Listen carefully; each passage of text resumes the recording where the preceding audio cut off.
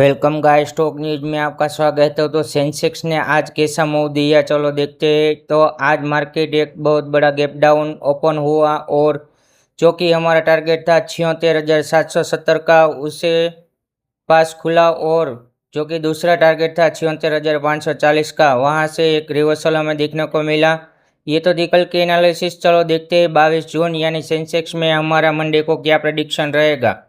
अगर market flat open होता है तो 76,870 के आसपास, तो थोड़ी देर हम वेट करेंगे।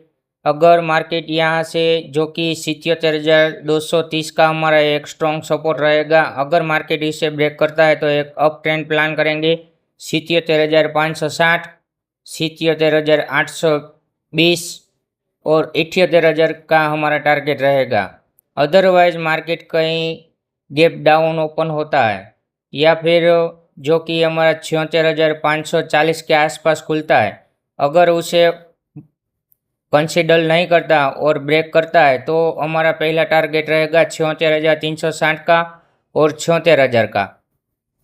अदरवाइज आप ये दो लेवल ध्यान रख सकते हैं, 76,770 और 76,540। अगर मार्केट फंसता है तो कोई नहीं करेंगे।